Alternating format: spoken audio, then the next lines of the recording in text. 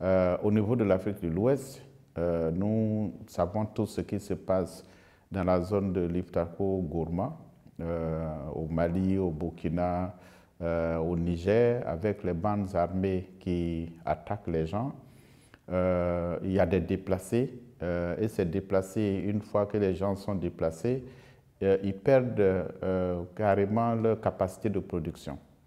Et donc, ils sont livrés finalement à des aides humanitaires, et ceci a un impact sur la sécurité alimentaire. Il faut ajouter à tout ça le fait que dans la sous-région, nous sommes tout de même au Sahel et nous sommes aussi soumis au changement climatique, la sécheresse, le manque de pluie qui vient souvent mettre en cause la production agricole, mais également il y a des inondations. Nous savons également que les crises, ce n'est pas seulement lié aux bandes armées en tant que telles, il y a aussi les crises ethniques liées souvent au pastoralisme. Alors, donc, tout ceci combiné, et il faut ajouter pour finir à tout cela le fait qu'il y a la Covid. Il y a également, avec les crises politiques, il y a eu la fermeture des frontières entre les pays. Je prends le cas du Sénégal, le Mali, la Côte d'Ivoire et les autres pays également. Aujourd'hui, nous sommes en train de parler de l'Ukraine, de la crise ukrainienne, et cela a déjà un impact sur l'inflation. Et donc, tout ceci affecte la sécurité alimentaire au niveau de l'Afrique de l'Ouest.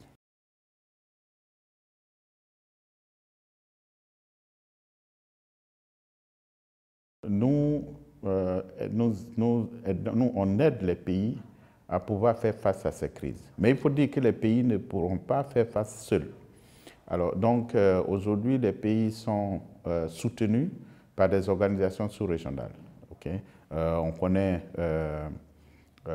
les organisations comme la CEDEAO, l'UEMOA, etc. Alors, et donc, nous les aidons à développer la production locale. Parce que quand on parle, par exemple, de la crise ukrainienne, okay, il faut que cette crise maintenant puisse ouvrir les yeux à la sous-région pour dire que nous ne pouvons pas toujours compter sur l'extérieur pour nous nourrir. Il faut développer résolument, il faut développer les capacités internes de ces pays pour produire. Alors donc, nous aidons les pays déjà à se préparer pour les effets de cette crise-là, qui est une crise nouvelle, c'est-à-dire augmenter la production locale, développer les chaînes de valeur, les céréales que nous avons chez nous, etc., etc.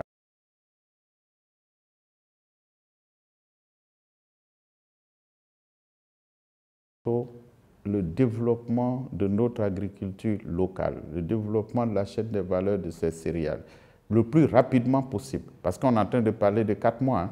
4 mois, 5 mois, une fois que c'est cultivé. Alors, donc, ça veut dire que si les pays vraiment mettent l'accent sur leur production locale, très, très rapidement, ils peuvent avoir les farines qu'il faut pour pouvoir résoudre un tant soit peu ce problème.